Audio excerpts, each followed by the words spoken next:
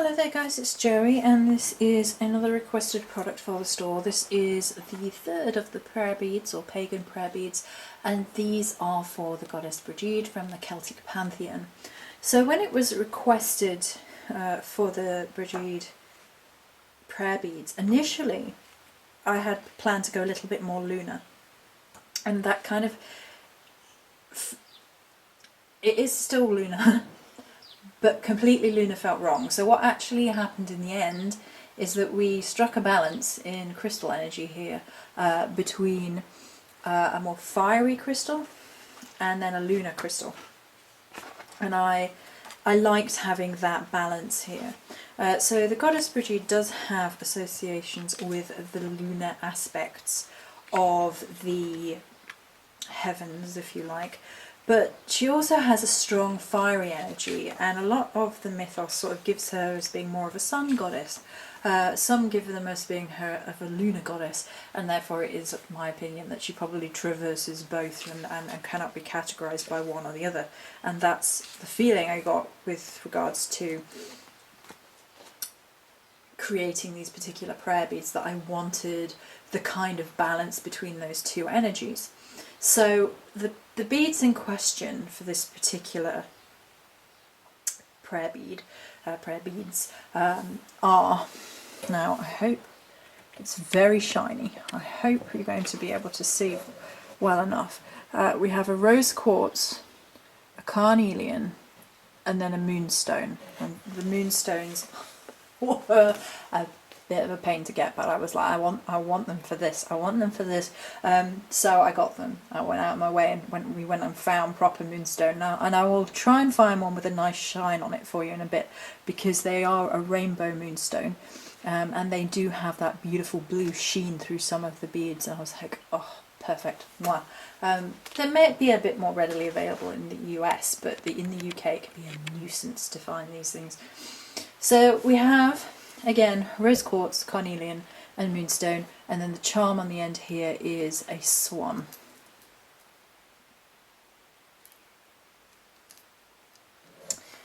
Just imbuing away on the big amethyst to raise up those energies. So let's talk a little bit about how I perceive the energies of Brighid, and then we'll talk about the meanings of the particular crystal beads, because they are crystal beads, all of these, from the Book of Stones, and we'll have a look at how that interplays. So I wanted the fiery element there because I often associate Brighid with justice because of her flaming arrows of Rowan, and that was to do with her justice element. A lot of people present her as being quite a solar goddess, and they celebrate her in Bolg with the return of the light. And so there's definitely a fire element there, and you know, Imbolg is celebrated with milk firstly, which gives to the little white plague, and snowdrops and things of that nature, but also with candles and a lot of fire magic. So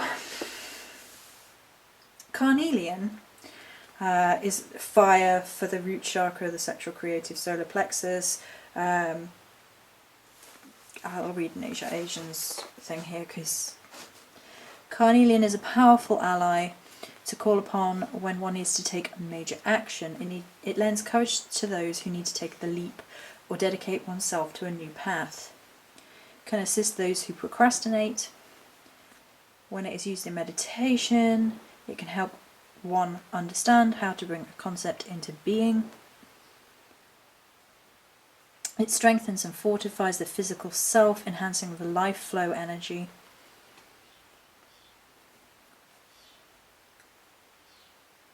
Can assist in taking action to manifest one's highest goals and dreams, overcoming fears. I am filled with the vital energies of life and take action with confidence and power. And I think those energies really lend themselves to Brighid's mythos. There's a tie as well, of course, to fox energy. One of the myths of Brighid has her and a fox, and the fox finding its way through the woods. and I can't remember what the name of the mythos or the rest of it is, but I remember reading it and being like, oh, that's really nice, I really like that. So maybe that was a subconscious choice actually, when looking at the fire crystals. So I kind of crossed over a little bit with that kind of little bit of a fox energy here within the carnelian, because they kind of apply to both. So that works really well.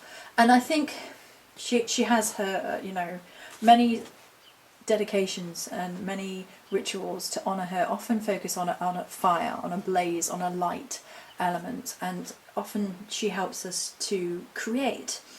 She's a goddess of poetry and creation and blacksmithing, and she has these very tangible creative processes within her mythos and within the things that are dedicated to her.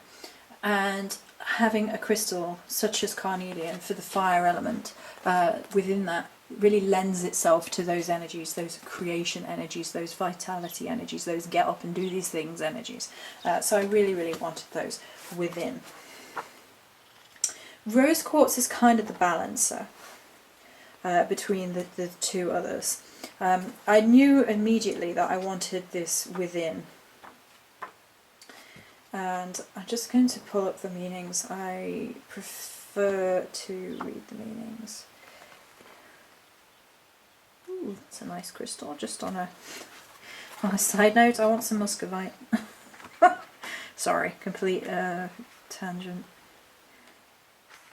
Is it going to be under? Oh, I thought it was going to be under with all the other quartzes. One moment.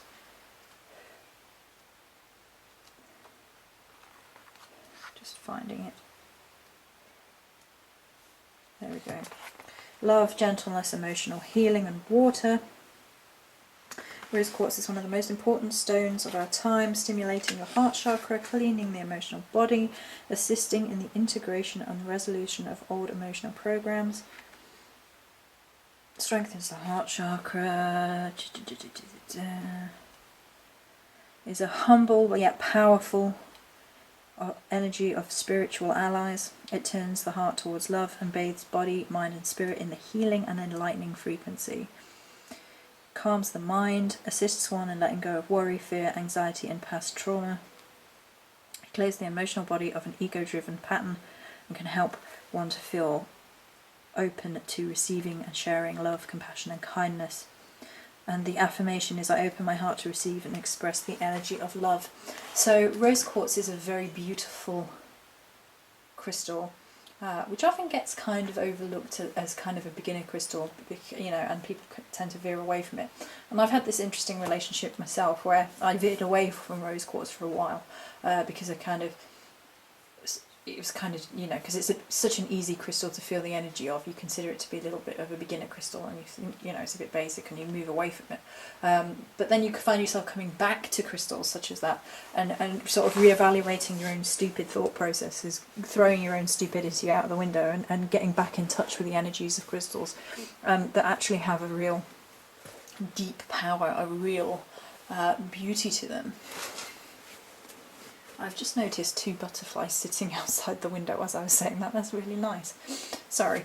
And the thing about rose quartz that I've mentioned is that it's a really beautiful healer. So you can take it back to a place of healing, particularly to do with the heart. And I think Brighid lends herself to those energies just perfectly. I consider her perhaps a healer above all else. That's the capacity she often comes to me when I need the extra bit of a calmer, softer side for healing. Mama Morrigan is always there and assists in healing and things, but she's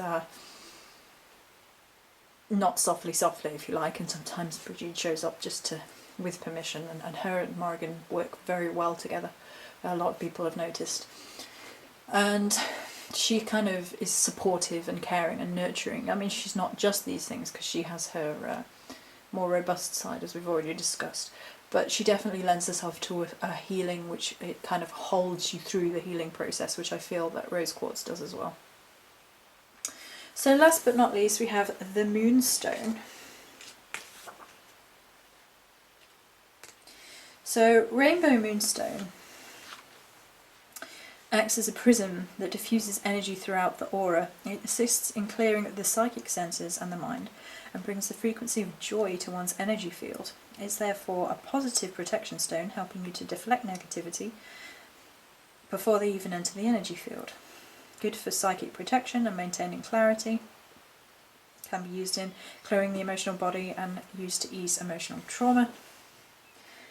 Great vitality, life force, and exuberant joy, offering the gift of inner peace and harmony. Aligned with the energies of the goddess, and can help one empower the feminine aspects of oneself. Can also help to commune with the energies and spirits of nature, from plant devas to galactic consciousnesses.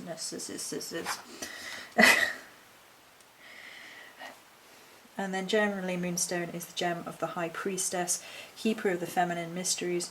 It reflects light, and in its reflected light, we can project and therefore observe the hidden truths which reside in the depths of ourselves out of the light of consciousness. Is a talisman for the inward journey, meditation, and learning the deep parts of oneself. Ideal for past life regression, feminine power, connection to the goddess, as well as the feminine side, an important step on the path to wholeness. The affirmation: I call forth the energies of the deep feminine and open myself to the inner gifts of the goddess. So it lends itself beautifully to the lunar aspects of the goddess Brighid.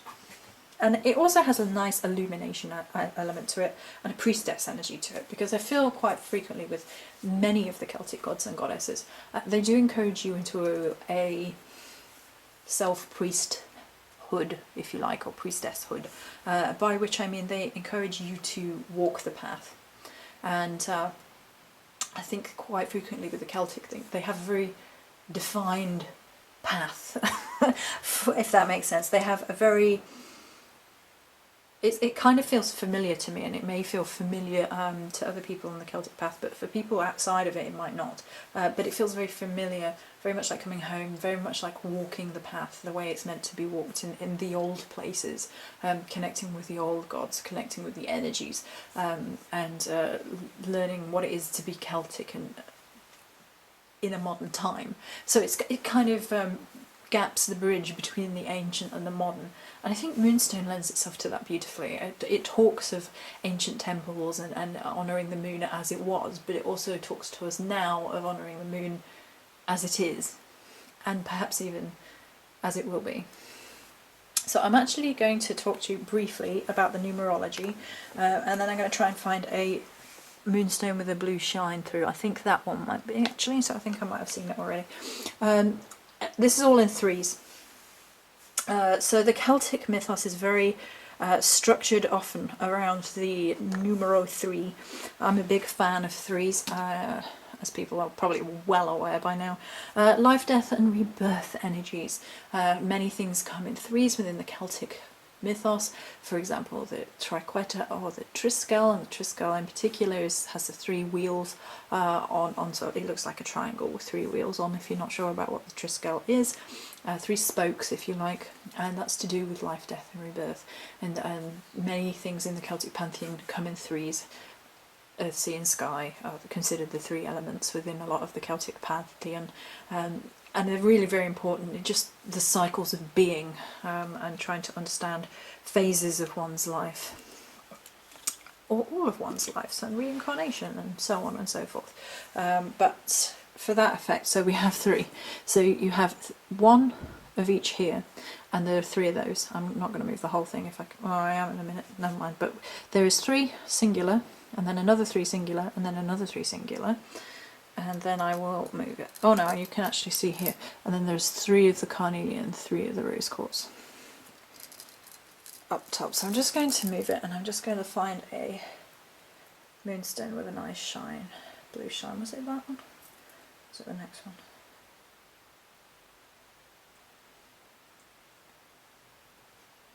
I'm going to find one with a blue shine on. It's a bit difficult when it's in this light, because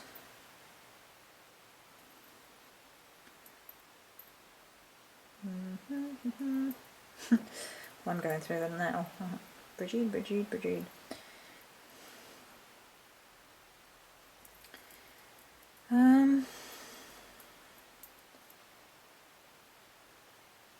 This light is not going to be the best for it. Right, this one does have a little bit of a blue shine. I don't know if it's going to be able... No, I don't think you're going to be able to see in this light, but they're rainbow moonstone beads. I'm very pleased with them. So that was the prayer beads for the Goddess Brighid. That way around, Mr. Swan. There we go. No. Oh, there we go. I hope you like them, and many blessings.